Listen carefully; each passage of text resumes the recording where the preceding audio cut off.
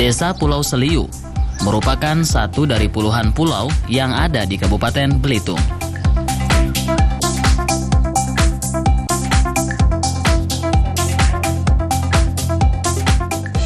Jaraknya hampir 2 jam dari pusat kota Tanjung Pandan.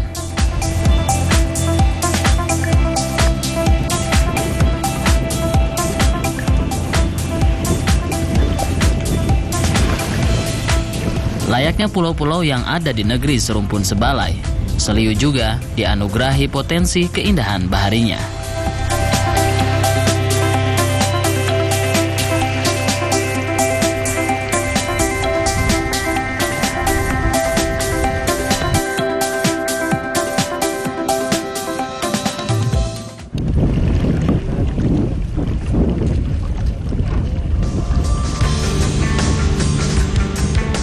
Luas desa Pulau Seliu mencapai 1.500 hektar dengan jumlah penduduk sekitar 1.300-an jiwa dan mayoritas warganya berprofesi sebagai nelayan.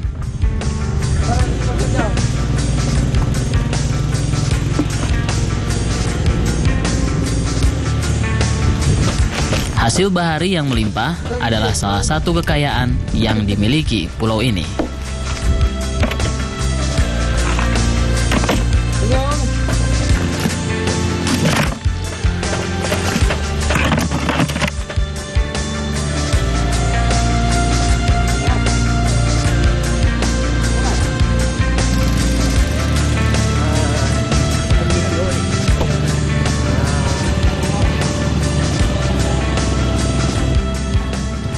Masyarakat pulau ini terdiri dari warga pendatang yang berasal dari tanah Sulawesi dan sebagian lainnya penduduk asli Pulau Seliu.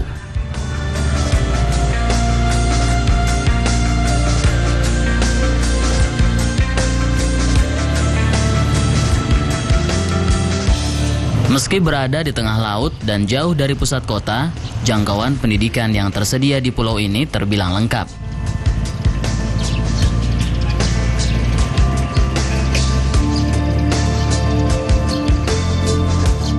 Mulai dari jenjang pendidikan anak usia dini,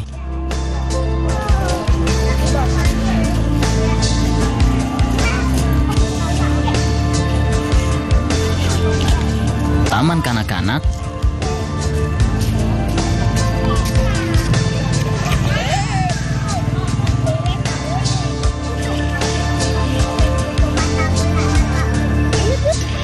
dua sekolah dasar negeri, dan 1 sekolah menengah pertama negeri.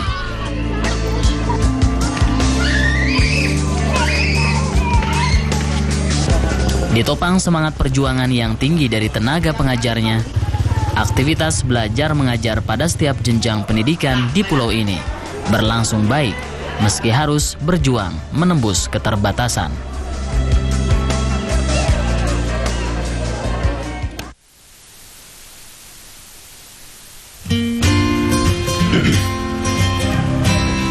Bu, ini kami ya. Jadi intinya lagi kan? Nah, Jangan lupa makanan. ya Pak Video. Akses dan jarak tempuh adalah salah satu tantangan yang akrab dihadapi oleh patriot sang pencerdas generasi bangsa. Bapak Yos Pinaru atau yang akrab disapa dengan Pak Yos adalah contohnya.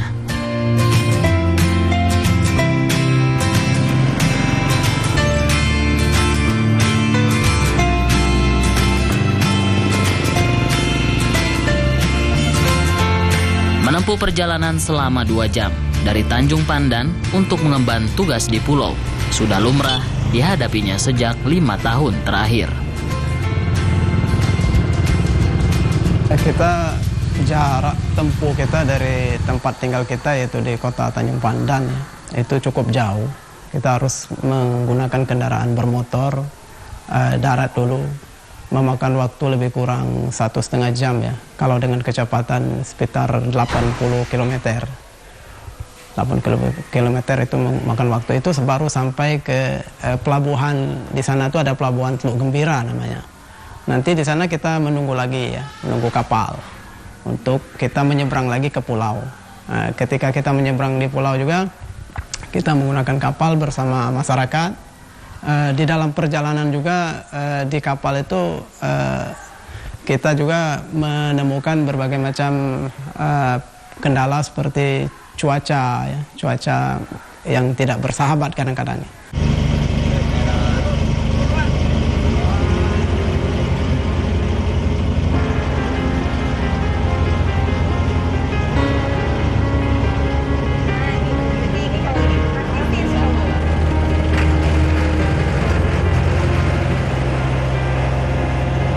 Cuaca kadang bukan satu-satunya rintangan bagi kebanyakan guru yang mengajar di Pulau Seliu.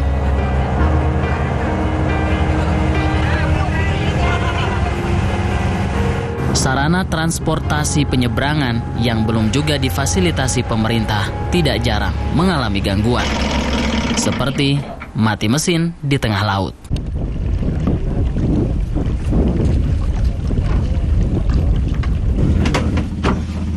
Oh, Bang Mardi yang lihat deh. Iya. Bawa ke bengkel, Bang. Iya. Macet ini, Pak. Iya. Hah? Macet. Siapa ini jadi? Ini kunci.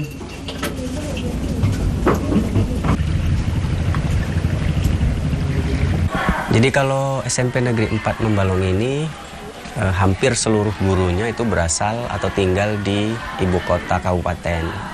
Jadi mereka menempuh perjalanan yang cukup jauh, baik perjalanan darat maupun perjalanan laut. Nah, perjalanan darat itu ditempuh dengan menggunakan sepeda motor, perjalanan laut kita tempuh dengan menggunakan kapal yang tidak terlalu besar, ya sejenis kapal nelayan lah seperti itu.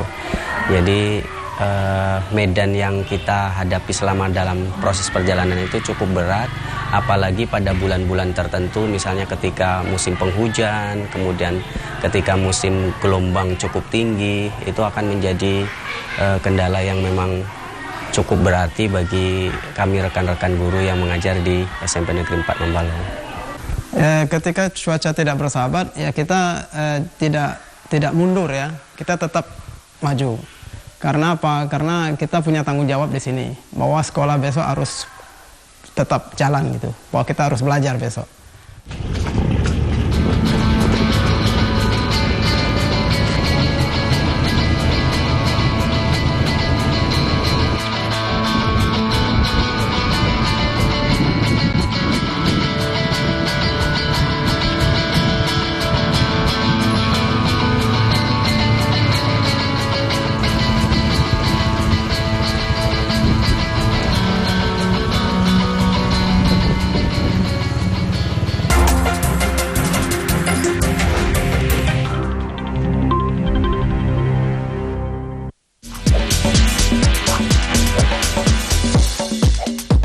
Memelihara dan mempertahankan warisan budaya para leluhur adalah bentuk tanggung jawab kita sebagai generasi penerus. Obrolan budaya bersama Adri Wawaruntu dan para pakar terkait. Obrolan budaya setiap Kamis pukul 20 di sini di saluran Pemersatu Bangsa TVRI. Betul sekali.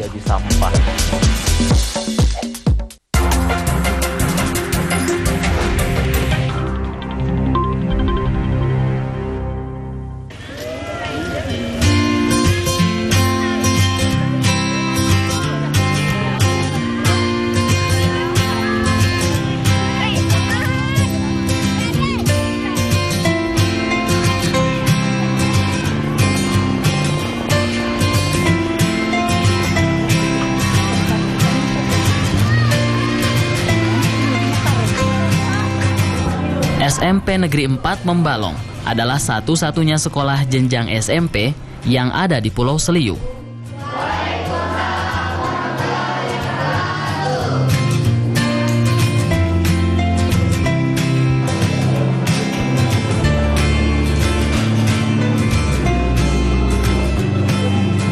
Rata-rata guru di sini hampir menginap di Pulau Seliu, karena mayoritasnya berasal dari ibu kota Kabupaten Belitung, Tanjung Pandan.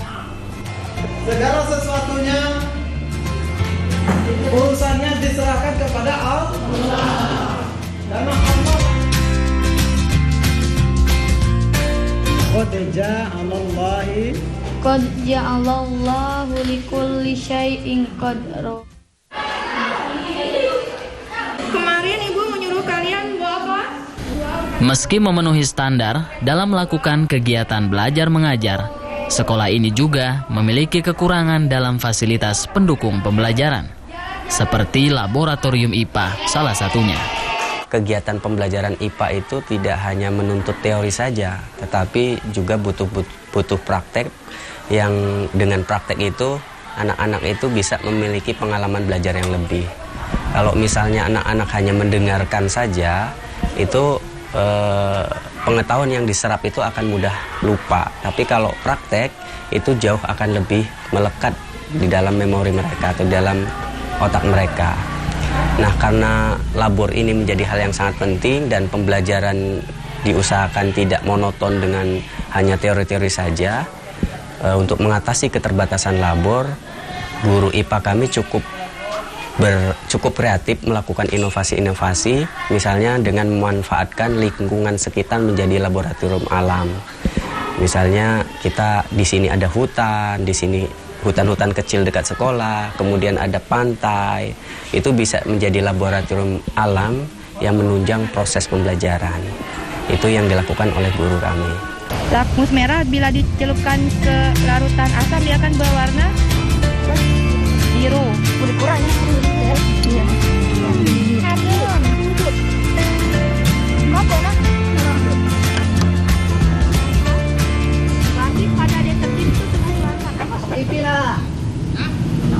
Pembangkit listrik tenaga diesel adalah sumber daya penerangan Pulau Seliu. Hanya menyala dari pukul 4:30 sore hingga 6:30 pagi. Monitor, keyboard, dan itu yang tampak. Di dalam lagi masih ada motherboard, ada prosesor, dan lain-lain.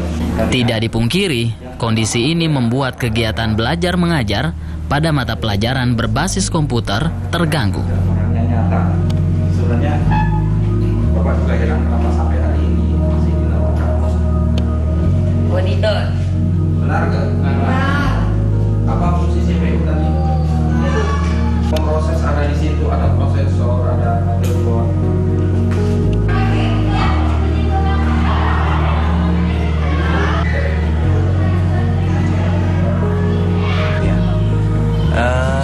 Kalau untuk listrik di SMP Negeri 4 Balong atau di Desa Seliu ini kan baru menyala pada pukul 4:30 sore. Otomatis kalau kegiatan pembelajaran dilaksanakan pagi menjelang siang, otomatis listrik itu tidak bisa digunakan. Ya, akibatnya apa? Ada beberapa proses pembelajaran yang tidak bisa jalan secara maksimal. Misalnya mata pelajaran Teknologi Informasi dan Komunikasi atau TIK.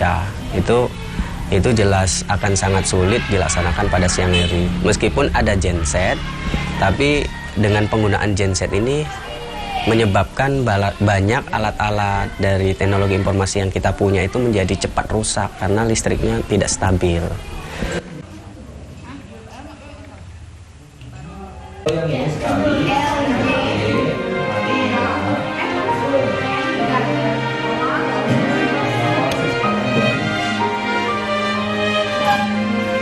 Yang batas atasnya 2, bawah sama atas 2, kiri 2, bawah 2, dan kanan 2. Bawah, kiri 2, kanan 2. Kemudian kita klik di paper. Upaya-upaya kita untuk mengatasi keterbatasan itu dalam arti keterbatasan listrik tadi, itu rekan-rekan guru berupaya memberikan jam belajar di malam hari. Jam belajar di malam hari ini alhamdulillah anak-anak bisa mengikutinya dengan antusias karena memang kebanyakan anak didik kita memang berada di satu desa ini, jadi untuk belajar malam itu masih memungkinkan.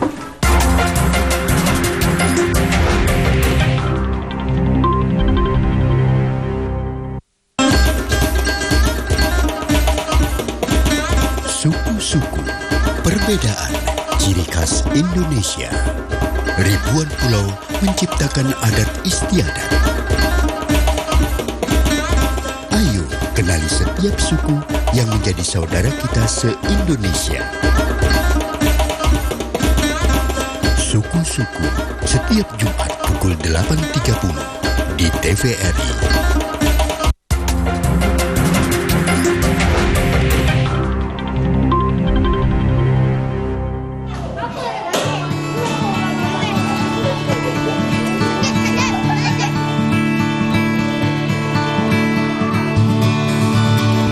Akses dan sarana prasarana penunjang belajar mengajar tidak menjadi satu-satunya penghalang bagi guru dalam berjuang mencerdaskan anak bangsa.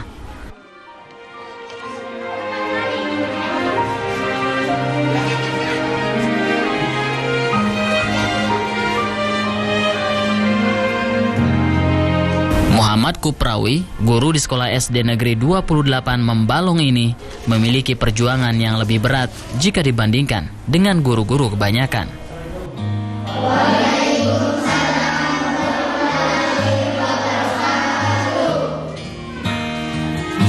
Putra asli Pulau Seliu ini sempat mengalami stroke dan absen mengajar dalam waktu yang cukup lama.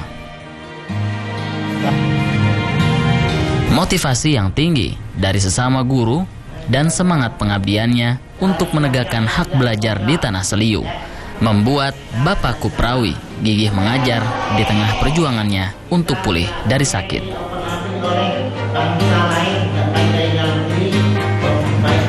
Nah, walaupun ada keterbatasan yang dialami teman-teman seperti terkena penyakit seperti misalnya stroke, seperti yang dialami teman-teman kami juga, kami memberikan motivasi yang kuat kepada teman-teman itu, memberikan motivasi dan memberikan kemudahan-kemudahan di dalam melaksanakan proses pembelajaran. Kami tahu bahwa tantangan seperti ini bukan merupakan suatu hal yang menghalangi tugas kami.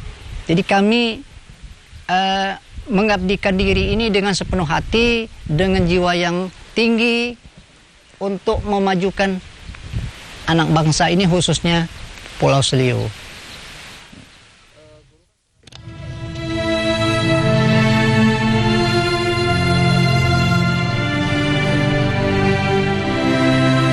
Fasilitas kesehatan di Desa Pulau Seliu memang belum selengkap fasilitas kesehatan di pusat kota. Kondisi ini bukan untuk dikeluhkan, apalagi menjadi penghalang bagi guru. Meski harus berobat keluar pulau, semangat untuk mengajar terus terjaga di benak setiap sang pencerdas.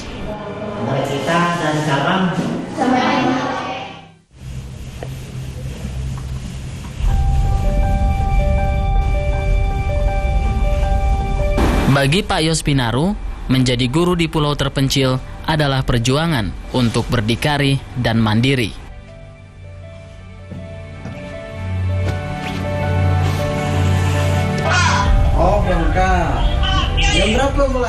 Meninggalkan keluarga tercinta hingga berhari-hari lamanya menjadi sisi lain yang selalu dihadapi tanpa sedikit pun terfikir untuk menyerah.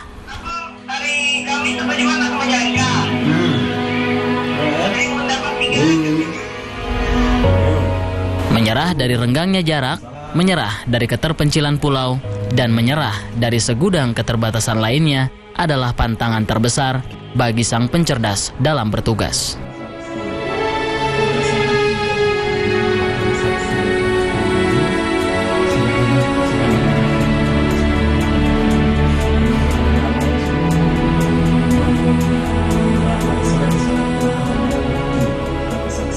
Kita belum pernah sampai detik ini untuk mengatakan mutasi begitu. Belum pernah, karena saya menikmati untuk bertugas di mana saja, dan saya berpikir bahwa di mana saja itu adalah bumi Allah, dan kemudian kita adalah mengabdi di mana saja, dan kita menikmati dan berusaha untuk mengabdi di sini karena ini adalah bagian dari ibadah.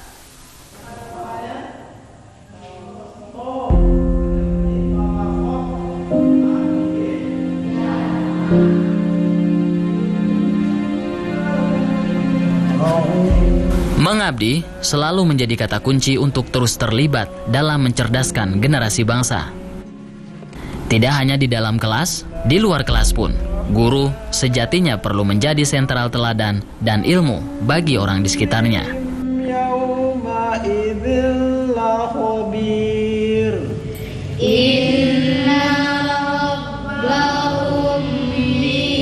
Semangat inilah yang terus dipertahankan Yos Pinaru dan guru lainnya yang ada di pulau terpencil ini.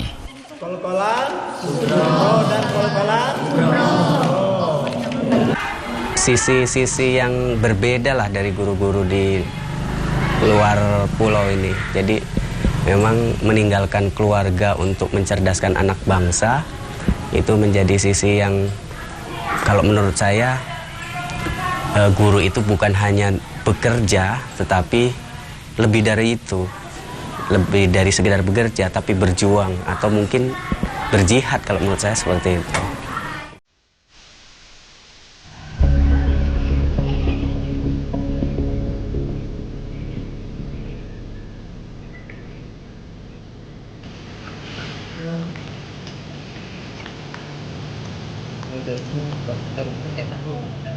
Perjuangan sang pencerdas di tengah keterpencilan Pulau Seliu dengan segala keterbatasannya adalah gambaran nyata dari kata pengabdian dan profesionalitas.